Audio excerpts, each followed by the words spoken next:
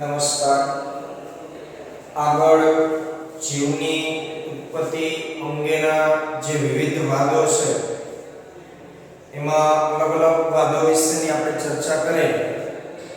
લાસ્ટમાં ઓપેરિન હર્લેન સંકલ્પના વિશે આપણે જોઈ. તેની અંદર રાસાયણિક ઉદ્વિકાસ અને જૈવિક ઉદ્વિકાસની આપણે ચર્ચા કરી.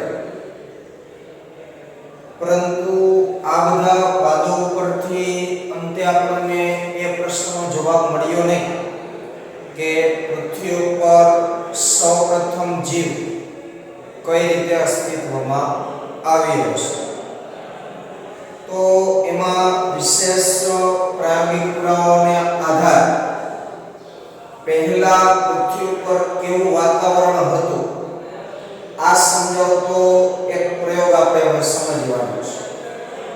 મિલર અને યુરી નામના જે વૈજ્ઞાનિકો છે આ વૈજ્ઞાનિકોએ આદિ પૃથ્વી જેવું જ વાતાવરણ છે પ્રયોગશાળાની અંદર તૈયાર કરેલું.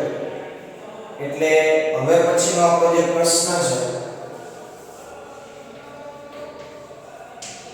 એ પ્રશ્ન છે મિલર અને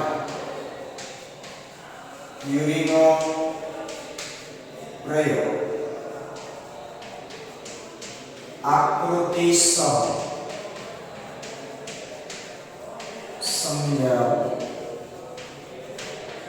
અથવા તો ખાલી મિલરનો પ્રયોગ સમજાવો એ રીતે પણ આ પ્રશ્ન આવી શકે. વાત કરીએ મિલર અને યુરીના પ્રાયોગિક પુરાવા તો ઈસવીસન 1953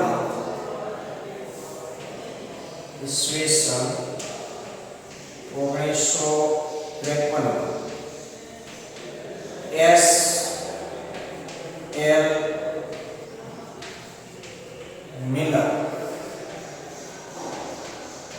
નામના વૈજ્ઞાનિક કે જે અમેરિકન વૈજ્ઞાનિક છે તેમણે પૃથ્વીના આદિ વાતાવરણ જેવી જ સ્થિતિ મિલર નામના અમેરિકન વૈજ્ઞાનિક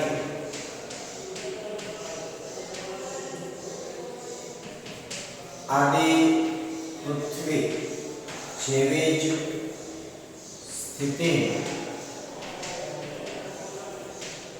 પ્રયોગશાળામાં નિર્માણ કર્યું.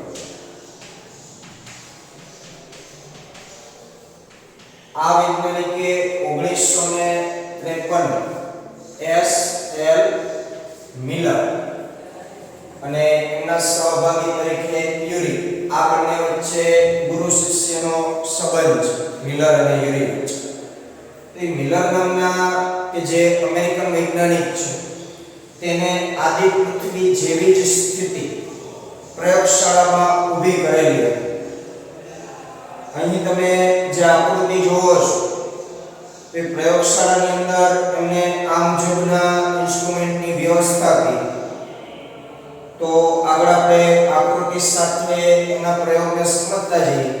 ટેક્સ્ટબુકમાં આકૃતિ છે એ 128 નંબરના પેજ ઉપર આપેલી છે, જે આ પ્રશ્નની અંદર તમારે સમજવાની અને દોરવાની થશે. માત્ર ખાલી તમને આકૃતિ યાદ હશે તો પણ આ પ્રયોગનું લખાણ છે એ તમે લખી શકો છો. તો એકદમ ઈઝી વાત છે. તો વાત કરી તો આ વૈજ્ઞાનિકે બંધ એક ફ્લાસ્કની અંદર, જેનું નામ આપણે અહીંયા ચેમ્બર આપેલું છે. તો આ એક ચેમ્બર છે કે જે એક બંધ ફ્લાસ્ક સ્વરૂપે ઉપયોગમાં લીધેલું છે.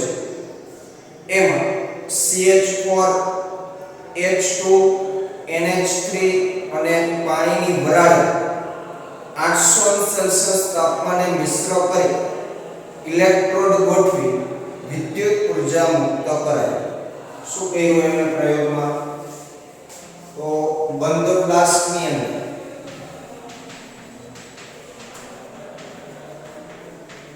CH4 H2 એમોનિયા અને પાણીની વરાળ ને કેટલા તાપમાને 800 અંશ સેલ્સિયસ તાપમાન મિશ્ર કરે તેમજ ચેમ્બરમાં ઇલેક્ટ્રોડ દ્વારા વિદ્યુત ઉર્જા પસાર કરાય એકદમ આ મુખ્ય ચેમ્બર છે એટલે કે જે બંધ ફ્લાસ્ક શબ્દ વાપરેલ છે તો પ્રયોગમાં એને બંધ ફ્લાસ્ક લીધું છે અહીંયા આપણે ચેમ્બર ના અર્થમાં સમજવાનું છે તો આ ચેમ્બર ની અંદર એને શું મિશ્રણ થવા દીધું CH4 H2 એમોનિયા અને પાણીની વરાળ પરંતુ આખો પ્રયોગ આપણે સમજીએ તો અહીં આ જે તમે ચેમ્બર જોવો છો કે જેની અંદર ઉકળતું પાણી અને આવી કે એને પ્રયોગશાળાની અંદર ગોઠવણી કરેલી તો અહીં પાણી ભરવામાં આવ્યું નીચેથી એને હીટિંગ કરવામાં આવે છે એટલે પાણી છે ઉકળે છે તો પાણી ઉકળવાને કારણે એની જે વરાળ છે એ આ પાઇપ મારફતે કે જે મુખ્ય ચેમ્બર સાથે જોડાયેલું છે આ ચેમ્બરની અંદર પહેલેથી જ આ વસ્તુઓ છે એ રાખી દેવામાં આવેલી CH4 H2 અને NH એટલે કે મિથેન હાઇડ્રોજન અને એમોનિયા આ ત્રણેય વસ્તુ અગાઉથી જ એટલે કે જ્યારે પાણીની બાષ્પ ઉત્પન્ન કરાવવામાં આવે છે તે પહેલા ચેમ્બરની અંદર CH4 H2 અને NH અગાઉથી જ ઉમેરેલા હોય છે એટલે કે રાખેલા હોય છે ત્યાર પછી પાણીની બાષ્પ સર્જાવી અને એને મુખ્ય ચેમ્બરની અંદર દાખલ કરાવવામાં આવે છે એ સમય અહીં તમે જે જોવો છો કે ઇલેક્ટ્રોડ છે તો એવા બે ઇલેક્ટ્રોડ ગોઠવેલા છે ધન અને ઋણ એ બંનેનો સ્પાર્ક કરાવવાથી અહીંયા વિદ્યુત તણખા છે તે ઉત્પન્ન થાય છે વિદ્યુત તણખા ઉત્પન્ન કરાવવામાં આવે છે આટલું થઈ ગયા પછી ફરીથી બોલું છું કે અગાઉથી જ ચેમ્બરની અંદર CH4 H2 NH આ ત્રણેય વસ્તુ અગાઉથી ચેમ્બરની અંદર રાખી દેવામાં આવેલી હતી પછી શું કર્યું તો અહીંયાથી પાણીને ઉકાળી અને એની બાષ્પને ક્યાં પહોંચાડવામાં આવી ચેમ્બરની અંદર જ્યારે બાષ્પ ચેમ્બરની અંદર દાખલ થાય છે એ જ સમયે ઇલેક્ટ્રોડ દ્વારા વિદ્યુત ઉર્જાના તણખા છે અંદર ઉત્પન્ન કરાવવામાં આવે છે સ્પાર્કિંગ કરાવવામાં આવે છે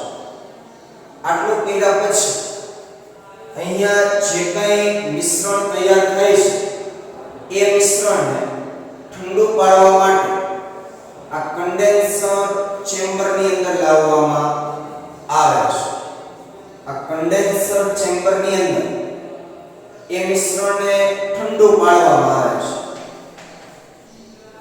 હવે આ મિશ્રણ ઠંડુ પડી ગયા પછી તેને આગળ વહન કરાવી અને અલગ પાત્રની અંદર ભરવામાં આવે છે આ અલગ પાત્રની અંદર એને ભરવામાં આવ્યા પછી એને ઠંડુ પાડી અને એનું ટેસ્ટિંગ કરવામાં આવ્યું ટેસ્ટિંગ કરતા ખબર પડી કે આ જે પાણી છે એ કાર્બનિક ઘટકો ધરાવતું હતું એટલે કે એની અંદર એમિનો એસિડ જેવા પદાર્થોની હાજરી હતી આના ઉપરથી આ વૈજ્ઞાનિકે વિચાર્યું કે આદિ પૃથ્વી ઉપર આ સૂક્ષ્મ અણુઓની હાજરીનું કારણ કદાચ આવું જ કંઈક હોઈ શકે એટલે કે પૃથ્વીના સ્તર ઉપર એમિનો એસિડ જેવા જે સૂક્ષ્મ અણુનું નિર્માણ પામ્યા હશે તો એ કદાચ આવી કુદરતી પ્રક્રિયાને કારણે. હવે આને અને કુદરતને કઈ રીતે લાગે? તો પૃથ્વીના વાતાવરણમાં આ બધા વાયુઓ હોય, મિથેન, હાઇડ્રોજન, એમોનિયા હશે. પછી વરસાદ પડ્યો હશે તો વરસાદના પાણીમાં એ ઓગળ્યા હશે અને વરસાદ સમયે વીજળીના કુદરતી ચમકારાઓને કારણે એનું મિશ્રણ થયું હશે. અહીં વીજળીના ચમકારા માટે આપણે કૃત્રિમ રીતે ઇલેક્ટ્રોડ ગોઠવ્યા છે અને આ મુખ્ય ચેમ્બર બરાબર આપણે આકાશ લેવાનું છે અથવા તો પૃથ્વીના ઉપરનો જે કંઈ ભાગ છે. તો ત્યાં અગાઉથી આવા કંઈક વાતાવરણની અંદર વાયુઓની હાજરી હશે, વરસાદ થયો હશે કે વાયુઓ પાણીમાં મિશ્ર થયા હશે, વીજળીના ચમકારાને કારણે એમાં કંઈક અલગ ઘટનાઓ થઈ હશે અને પછી જ્યારે પૃથ્વી ઉપર વરસાદ સ્વરૂપે પાણી પડ્યું હશે તો એ પાણીની અંદર આવા ઘટકોની હાજરી હશે. એવું આ પ્રયોગ ઉપરથી મિલરે સાબિત કર્યું. ટેક્સ્ટ બુકની અંદર પણ એકદમ ટૂંકમાં ચર્ચા છે, એની આપણે વાત કરીએ તો ઈસવીસન 1953 માં એસ.એલ. મિલર નામના અમેરિકન વૈજ્ઞાનિકે પૃથ્વીના આદિ વાતાવરણ જેવી જ સ્થિતિ પ્રયોગશાળામાં નિર્માણ કરી. તેમણે બંધ ફ્લાસ્કમાં CH4H2NH3 અને પાણીની વરાળ 800 સેલ્સિયસ તાપમાને મિશ્ર કરી ઇલેક્ટ્રોડ ગોઠવી વિદ્યુત ઉર્જા મુક્ત કરાવી. તેમણે જોયું કે તેમાં એમિનો એસિડનું નિર્માણ થયું. એટલે કે આટલું કર્યા પછી મિશ્રણને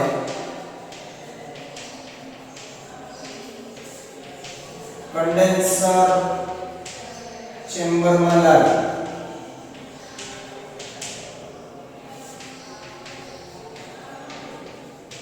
ઠંડુ કાઢવામાં આવ્યું.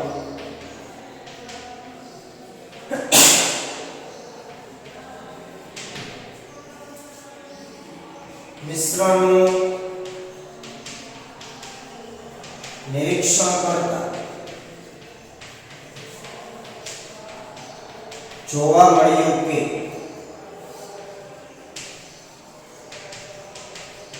તેમાં એમિનો એસિડની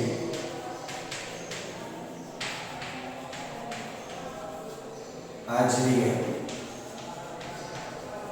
આવું જ કંઈક કુદરતી ઘટનાથી બનેલું હશે. આવું જ બીજા વૈજ્ઞાનિકોના આ પ્રકારના પ્રયોગોમાં જોવા મળ્યું.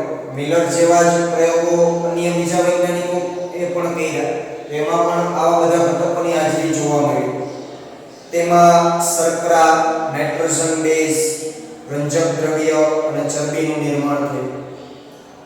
પૃથ્વી પર પડેલ ઉલ્કાઓ પૃથ્થકરણ કરતા આવા દ્રવ્યો તેમાં પણ મળી આવે છે, જે દર્શાવે છે કે કદાચ અવકાશમાં પણ આવી જ ક્રિયા થતી હોવી જોઈએ. ઉલ્કાઓ જે પ્રપાત થતી હોય છે, પૃથ્વી ઉપર પડતી હોય છે અને પછી એ ઉલ્કાના ખડકોનું નિરીક્ષણ કરવામાં આવે છે તો એ ખડકોની અંદર પણ આવા જ પદાર્થોની હાજરી જોવા મળે છે. આવા મર્યાદિત પુરાવા સાથે રાસાયણિક ઉદ્વિકાસની વાત વધતા કે ઓછા પ્રમાણમાં પ્રથમ સંકલ્પના તરીકે સ્વીકારે છે. ઓપેરિન અને હાલ્ડેનની જે સંકલ્પના છે તેમાં પણ રાસાયણિક ઉદ્વિકાસની પ્રથમ શરૂઆત થઈ છે એવું એ લોકો ગણાવે છે. મિલર અને યુરીના પ્રયોગોની અંદર પણ કંઈક એવું જ સાબિત થાય છે. આ સિવાયના અન્ય જે વૈજ્ઞાનિકોએ પ્રયોગો કર્યા તો એમાં ચરબી, નાઇટ્રોજન બેઝ, રંજક દ્રવ્યોની હાજરી હતી, એ પણ આવું જ કંઈક દર્શાવે છે. તો આ બધી વાતોને ધ્યાનમાં રાખી અને જીવની ઉત્પત્તિ પહેલા રાસાયણિક ઉદ્વિકાસ થયેલો હશે, એટલે કે પ્રથમ સંકલ્પના રાસાયણિક ઉદ્વિકાસની છે એવું મોટા ભાગના વૈજ્ઞાનિકો આજે સ્વીકારે છે.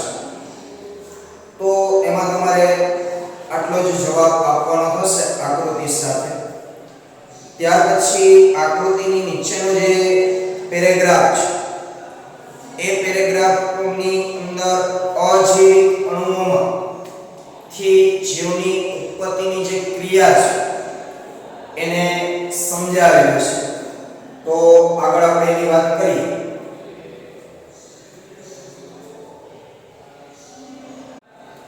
ચાલો વાત કરીએ ત્યાર પછીના પ્રશ્નની. અજૈવિક અણુઓમાંથી જીવની ઉત્પત્તિની ક્રિયા સમજાવો. અજૈવિક અણુઓ એટલે એવા અણુઓ કે જે નિર્જીવ ઘટકો છે, અજૈવિક પદાર્થો છે, તેમાંથી કઈ રીતે જીવ બનવાની ક્રિયા શરૂ થઈ એનું અહીં ટૂંકમાં વર્ણન કરેલું છે. તો જોઈએ આપણને ખ્યાલ નથી કે સૌપ્રથમ સ્વયં વિભાજન પામી શકે તેવા જીવનના ચયાપચય બીજકોષો કઈ રીતે ઉદ્ભવ્યા હશે. આપણી સામે મોટો પ્રશ્ન છે કે સ્વયં વિભાજન પામી શકે તેવા બીજકોષોનું નિર્માણ કઈ રીતે થયું છે. સ્વયં વિભાજન પામી શકે તેવા બીજકોષો નું નિર્માણ કેવી રીતે થયું. આપણી સામે પ્રશ્ન સ્વયંજનન પામી શકતા હોય એવા બીજકોષ. અહીંયા બીજકોષ શબ્દ એટલા માટે વાપરેલો છે મેટાબોલિક કેપ્સ્યુલ એટલે કે આ કોષ એવો કોષ હશે કે જેમાંથી જીવ સર્જાણો હશે, પણ એ આપણને ખબર નથી કે આ બીજકોષોનું નિર્માણ કેવી રીતના થયું છે.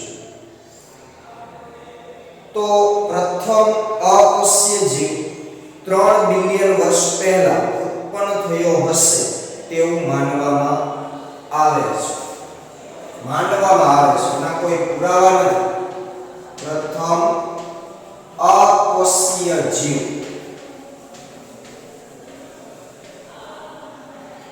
3 બિલિયન વર્ષ પહેલા ઉદ્ભવ્યો હશે તેવું માનવામાં આવે છે. કેવો જીવ કીધો? અકોષીય જીવ. જીવ ગણાયો પણ કોષ વગરનો જીવ. આ થોડી વિચિત્ર વાત છે કે અકોષીય જીવ આજથી 3 બિલિયન વર્ષ પહેલા ઉદ્ભવ્યો હશે એવું માનવું પણ થોડુંક અટપટો છે. પણ એના કંઈક નાના મોટા જે પુરાવાઓ છે એની વાત કરીએ તો તે મોટો અણુ હોવો જોઈએ. એટલે કે આ જે અકોષીય જીવ છે એ કોઈ એક મોટા અણુ સ્વરૂપ જેમ કે આરએનએ, પ્રોટીન,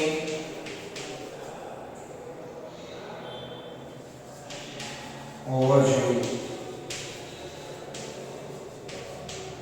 આ અકોષીય જીવ આરએનએ, પ્રોટીન, પોલિસેકેરાઇડ જેવા દ્રવ્યથી બનેલો મોટો અણુ હોવો જોઈએ એવું માને છે. તેઓ કદાચ બીજકોષ સ્વરૂપમાં પોતાની રીતે પ્રજનન કરતા હોવા જોઈએ. એટલે કે આ કોઈ આમ જીવ નથી, પણ આ અણુઓને આપણે અકોષીય જીવ તરીકે સ્વીકારવાના છે.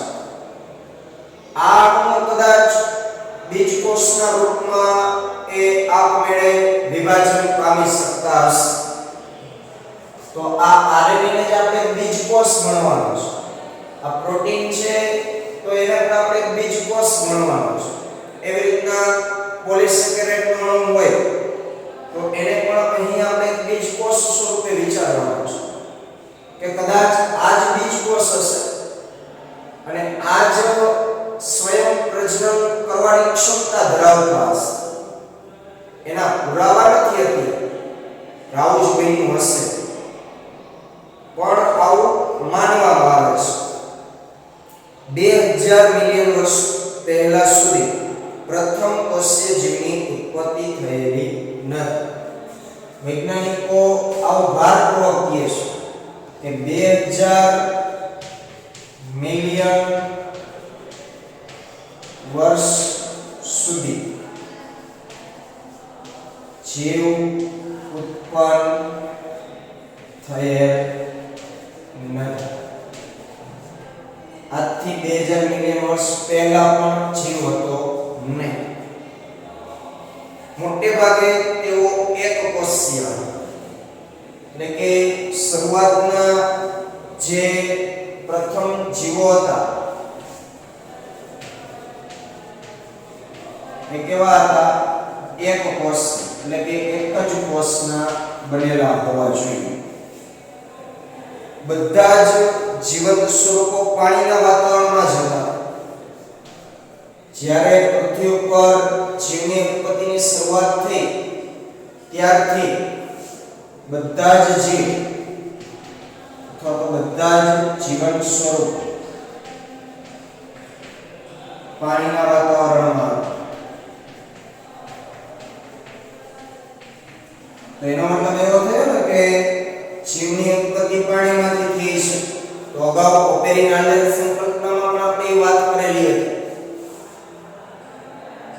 આ જૈવજનક પ્રમાણ અજૈવિક અણુઓમાં ધીમે ધીમે ઉદ્વિકાસની પ્રક્રિયાથી પ્રથમ જીવંત કોષ અસ્તિત્વમાં આવ્યો હશે તેવું મોટે ભાગે બધા જ સ્વીકારે છે. એટલે આવા જ અણુઓમાં ફેરફારો થઈ અને પ્રથમ જીવ છે તે અસ્તિત્વમાં આવેલો હશે.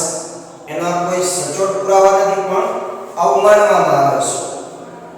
તો કઈ રીતે પ્રથમ કોષીય જીવમાં હાલનું જટિલ જૈવ વૈવિધ્ય અસ્તિત્વમાં આવ્યો છે તે રસપ્રદ બાબત છે કે ખાલી માત્ર એક કોષીય જીવ પ્રથમ ઉત્પન્ન થયેલ.